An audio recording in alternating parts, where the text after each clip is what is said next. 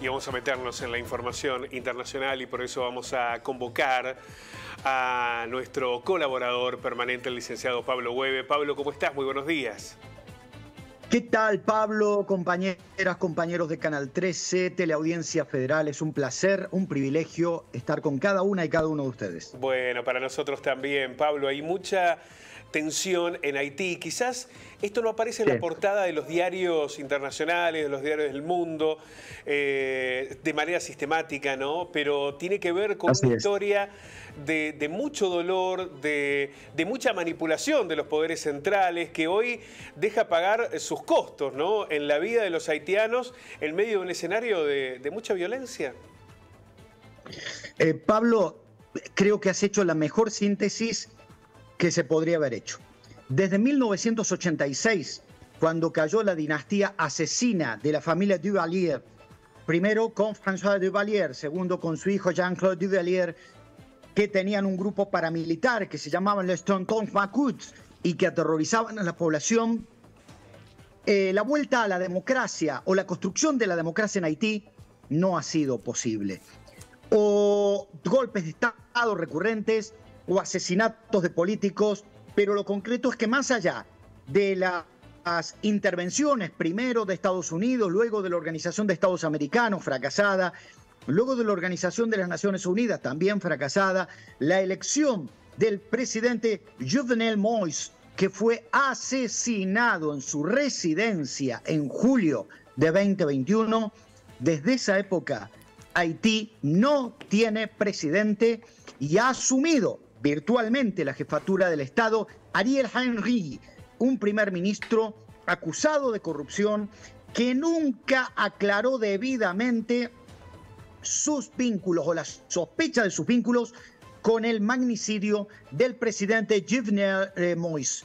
Aquí estamos viendo al secretario de Estado de Estados Unidos, quien advirtió que con el aumento de la violencia en Haití, Estados Unidos iba a dejar solamente una misión diplomática formal, pero le ha pedido a los norteamericanos que abandonen el país. Yo te diría, Pablo, que hay alguna cronología del último mes. Concretamente, desde hace varios días, pandilleros piden la renuncia de ese señor que estamos viendo, ese señor de anteojos, Ariel Henry, a quien acusan de que no solamente no ha podido controlar el país, sino que se ha apoderado de la estructura política. Lo concreto es que Ariel Henry se había comprometido a llamar a elecciones que se han venido posponiendo, Pablo, con la misma excusa de siempre. No hay seguridad, las pandillas están aterrorizando el país y las pandillas lo atacan diciendo, señor, váyase y cumpla su promesa y llame elecciones. A ver, yo te doy algunos datos, Pablo. Las elecciones tendrían que haber terminado antes del 7 de febrero, que es la fecha patria y es la fecha tradicional en que los presidentes asumen en el país. No solamente que no hubo elecciones, sino que 4,7 millones de personas, casi la mitad del país, Pablo, casi la mitad del país bajo la línea de la hambruna, ni siquiera de la pobreza. No se puede trabajar, el país virtualmente está paralizado desde hace un mes y medio, pero esto se agravó cuando hace 2 semanas, 2 grupos diferentes, uno de Guy Philippe, un hombre que estuvo detenido en Estados Unidos luego de haber reconocido aceptar pagos y sobornos cuando él era policía de grupos narcos para garantizarles la impunidad, por un lado ese grupo, y por otro grupo el señor Cheriquier, que alias Barbecue, ambos grupos que son los que han asolado la capital y que han prácticamente aislado distintas partes del país y que han hecho subir en un 149% la cantidad de muertes por homicidio en las calles del país, han hecho que hoy virtualmente llamen a un golpe de Estado pidiéndole a la policía y a las Fuerzas Armadas que derroquen a Ariel Henry. El señor Barbecue ha ido más allá. Dice que no va a parar inclusive por las armas hasta que en Haití todas y todos tengan las mismas posibilidades y el país se pacifique. Bueno, ese señor que estamos viendo, Ariel Henry, renunció ayer desde el exterior, no ha vuelto al país, se cree que está en Puerto Rico. Él había viajado a Kenia, África, a donde pidió ayuda de 1000 militares para volver a poner orden en Port-au-Prince, en Puerto Príncipe, la capital del país. Sin embargo, hasta el propio Anthony Blinken han dicho que son los propios haitianos los que tienen que dar solución a esto. Lo concreto, Pablo, como correctamente lo dijiste al presentar la nota, un país que no está en la tapa de los diarios, probablemente porque gracias a ciertas tradiciones internacionales únicamente vale lo que pasa en determinadas capitales de los principales países del mundo. Mientras tanto, el hambre, el terror, la desocupación, la miseria se esparcen por este pobre país de América. Claro, el más pobre de América, ¿no? Y en esta dinámica de las manipulaciones, de las intervenciones de Francia, de los Estados Unidos, en algún punto también de Canadá a lo largo de la historia, la pobreza estructural fue relegando en esta crisis institucional al Estado, dando lugar a estas pandillas y a esta violencia en las calles donde parece no haber una respuesta. Es muy doloroso ver sistemáticamente lo que sucede en Haití, Pablo, ¿no? Te cuento un pequeño dato. Hace varios años, cuando la Organización de las Naciones Unidas pidió apoyo a los distintos países para que exista una fuerza internacional de paz, Argentina envió 2 contenedores que funcionaban como hospitales militares. Bueno, te cuento que esos 2 contenedores que llevó Argentina eran en ese momento los hospitales de máxima complejidad que había funcionando en la capital Puerto Príncipe. Esto es un dato doloroso de niños que juegan con lauchas en las calles donde prácticamente no hay agua potable. Un último dato. Mi director de maestría en Derechos Humanos de la Universidad Nacional de La Plata, funcionario de Naciones Unidas, el doctor Fabián Salvioli, que estuvo en Haití, me dijo directamente: no hay palabras para contar lo que se ve y lo que se vive en Puerto Príncipe, Pablo. Bueno, dolorosísimo, ¿no? Lo que ocurre allí en Haití, como una postal de lo mal que se hacen las cosas y las relaciones internacionales y las intervenciones internacionales en la dominación, en la expropiación de recursos y también en el abandono de los países, como en este caso está sucediendo con Haití. Pero quería consultarte, Pablo, antes del cierre. Se cumplen 32 años del atentado allí en la Embajada de Israel y este también es otro episodio que nos toca en carne propia, que nos toca tan de cerca en una de las mayores tragedias de la Argentina reciente, ¿no? Totalmente de acuerdo, Pablito. 32 años de impunidad. Tengo que contarte, bueno, los datos objetivos que dicen que el día 18 de marzo del año 1992, a la hora 14:45, lo único que se sabe con certeza es que una Ford F100 azul que estaba estacionada delante de la embajada detonó una enorme cantidad de explosivos que destruyeron la embajada y consulado de Israel en la ciudad de Buenos Aires, dañaron seriamente una iglesia católica y una escuela que estaban enfrente en la calle Arroyo. A partir de allí, Pablo, 3 investigaciones separadas, si podemos llamar investigación la de Argentina. Vamos de lo más serio a lo más lamentable.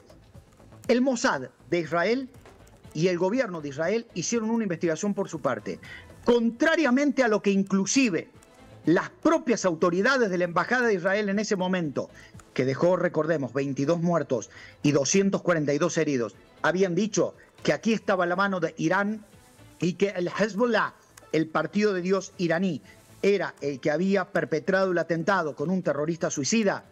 En un informe de 2021 que está en las redes sociales y cuya lectura recomiendo, sostiene que no se puede probar que la República Islámica de Irán haya tenido algo que ver, pero en cambio que autoridades libanesas vinculadas a los movimientos chiitas y en revancha por el asesinato a manos del ejército de Israel del líder Abu Musavi habrían sido las que llevaron adelante el atentado. Segundo tema, según este informe, no habría habido un suicida, sino que habría sido detonada a distancia esta pick-up.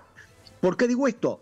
porque en el año 2022 el propio Mossad reconoció que ha eliminado a uno de los 3 libaneses y que los otros 2 están libres y vivos en Beirut, y pidió ayuda precisamente a la sociedad internacional para detenerlos y extraditarlos a Israel. Segundo informe, el de una jueza de Estados Unidos.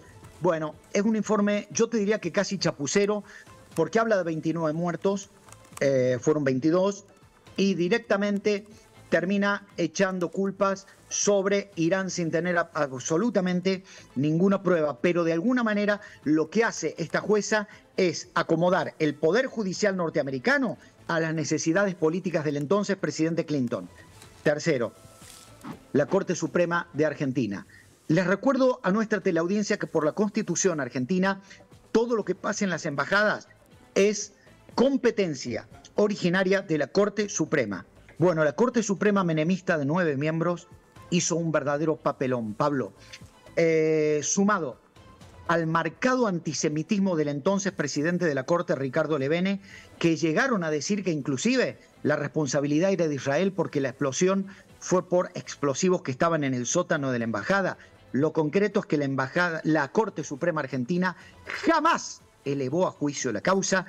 Tuvo 3 secretarios letrados que llevaron adelante una, entre comillas, investigación, y lo único que pudieron es decir que hubo 22 muertos y 242 heridos. Sí, formalmente le echaron la culpa a Irán, pero no hay un solo elemento en la causa que pueda echar luz sobre esto. Si ustedes me preguntan a mí, creo que tuvo en gran parte que ver por la política exterior de Menem, pero si ustedes me preguntan más profundamente a mí, creo que tanto la Embajada de Israel como la AMIA, de lo cual este año se cumplen 30 años de absoluta impunidad, tienen que ver con un acuerdo no cumplido por el entonces presidente Carlos Saúl Menem y el líder sirio Hafez al-Assad.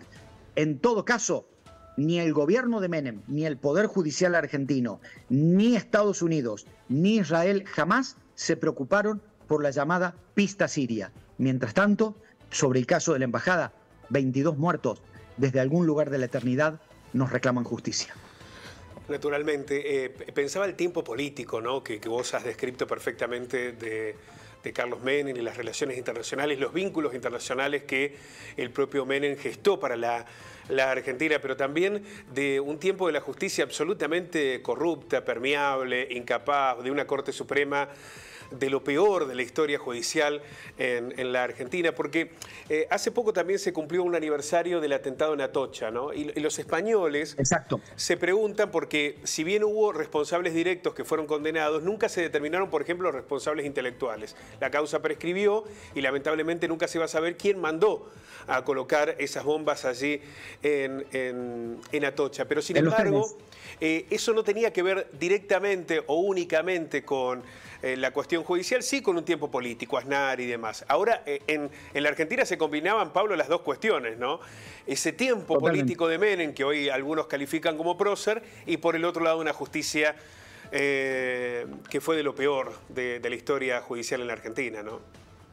Totalmente, Pablo. Es la mejor definición que he podido escuchar. Lamentablemente, los tiempos de la justicia tradicionalmente no son los tiempos de la sociedad, pero hay que reconocer que de alguna manera hay países que sí saben investigar, y cierro simplemente recordando esto.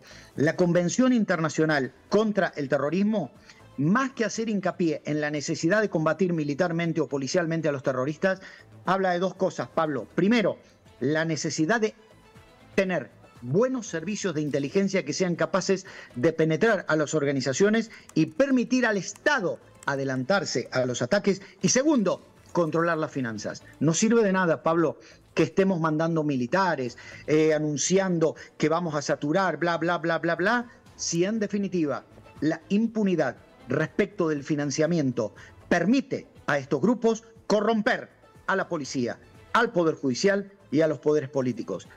Tal vez todavía estemos a tiempo en la República Argentina. Repito esto, tal vez, pero no es poniendo cara de malo y gruñendo frente a los medios de comunicación y con las armas de los militares en la calle, como el narcoterrorismo va a dejar de ser una sombra, o en Argentina o en América Latina. Abramos los ojos, Pablo.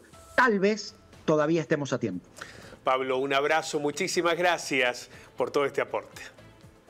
No, Pablo, mi agradecimiento es a Canal 13, a tu persona, y como desde ayer, con la puesta del sol, ha comenzado el mes sagrado de Ramadán, desde Canal 13 le decimos a toda la comunidad islámica, Ramadán Mubarak. Feliz Ramadán. Muchísimas gracias, Pablo, un abrazo inmenso. Pablo Hueve y el análisis internacional en Telediario Televisión.